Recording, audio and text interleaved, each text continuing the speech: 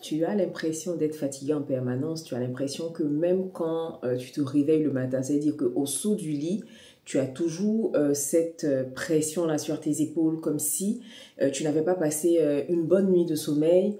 La moindre petite chose que tu dois faire dans ton intérieur te demande des efforts. Moralement, tu n'as pas forcément envie de le faire. Tout représente une corvée, même quand ce sont des choses qui habituellement te faisaient plaisir. Tu es peut-être en train de souffrir de surménage et aujourd'hui, je vais te donner quelques astuces pour reconnaître cette situation-là et surtout comment faire en tant que maman pour réguler et surtout retrouver un peu plus de sérénité dans ton quotidien. Hey Maglo Mama, j'espère que tu vas bien. Moi, je vais très bien. Je suis contente de te retrouver aujourd'hui pour une nouvelle vidéo, Mindset maternel, où on va parler de santé mentale, on va parler de surménage. C'est une situation que moi, j'ai vécue après mon deuxième accouchement. Mon fils devait avoir peut-être 18 mois quand il est rentré en crèche et tout. Et je me suis rendu compte que j'avais perdu le goût à beaucoup de choses, que servir ma famille, parce que moi je suis convaincue que être maman, être dans un foyer, être épouse, c'est déjà avoir une notion de service. Ça veut dire que se mettre au service de sa famille, les accompagner dans tous les domaines de leur vie.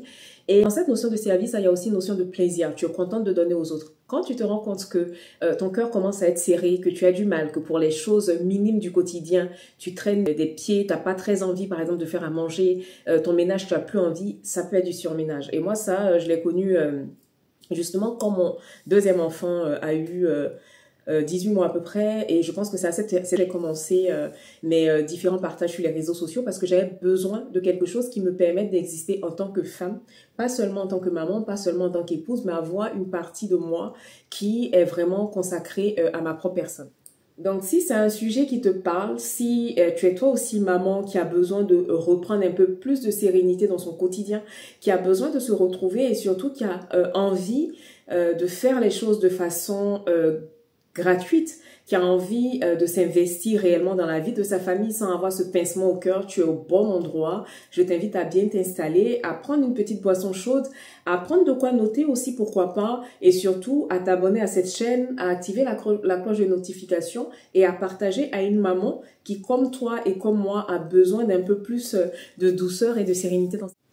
Alors, le surménage, c'est une situation qui peut arriver à tout le monde. C'est pas que dans le travail. Parce que des fois, quand on parle de surménage, quand on parle de burn-out, quand on parle d'être dépassé par la situation, beaucoup de personnes pensent que ça va être juste au niveau du travail, que dans ta vie personnelle, ça ne peut pas arriver. Si, quand on est maman, qu'on est sur plusieurs fronts, surtout pour des femmes qui sont mamans, travaillent, ont la vie de famille, quand je dis vie de famille, ça peut être vos frères, vos soeurs, vos cousins, vos cousines, vous pouvez très vite être surmené. Et avec des petites routine quotidienne, avec des petites astuces au quotidien, c'est quelque chose que tu peux arriver à réguler, c'est quelque chose que tu peux t'éviter. Parce que nous sommes d'accord que c'est une situation qui peut être douloureuse, c'est une situation qui peut nous donner l'impression que on n'est pas assez, qu'on n'est pas à la hauteur. Donc, je vais te partager 4 astuces que tu vas pouvoir mettre au quotidien, 4 solutions que tu vas pouvoir appliquer dans ton quotidien pour te permettre de prévenir le surménage.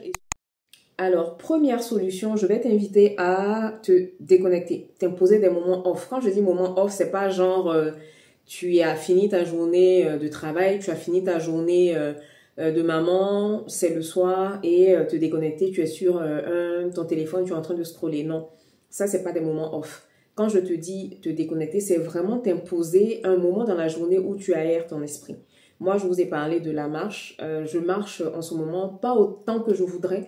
Pendant un moment, je m'abstreignais à faire un minimum 10 000 pas par jour. Ces temps-ci, là, j'ai laissé la paresse prendre le dessus. Il faut que je m'y remette d'ailleurs.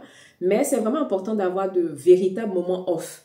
Ce que j'ai appelé le sas de décompression. Donc, ça peut être de la marche. Ça peut être 15-20 minutes que tu vas t'asseoir dans un parc, sur un banc, dans la rue, sur un banc.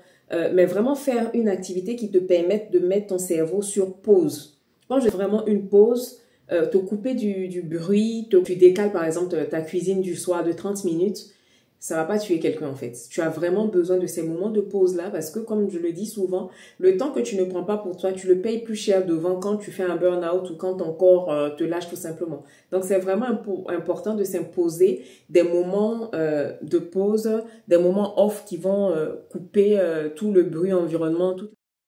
En 2, on va parler de déconnecter du travail. Il y a certaines personnes, je peux comprendre que quand vous avez des postes de responsabilité, ça peut être vraiment compliqué de de se couper du travail. Surtout les personnes qui sont en télétravail, qui ramenaient le travail à la maison. Je sais que énormément de personnes recommandent d'avoir une pièce consacrée au travail et quand le travail est fini, c'est vraiment fini. C'est-à-dire que quand tu as fermé ton ordinateur, c'est pas tu y retournes dans la nuit vers 22 heures ou quoi pour relire. Ce que tu n'as pas pu faire jusqu'à 18 h 19 h, c'est pas grave. Il n'y a pas mort d'homme. L'entreprise, c'est pas celle de ton père ou de ta mère.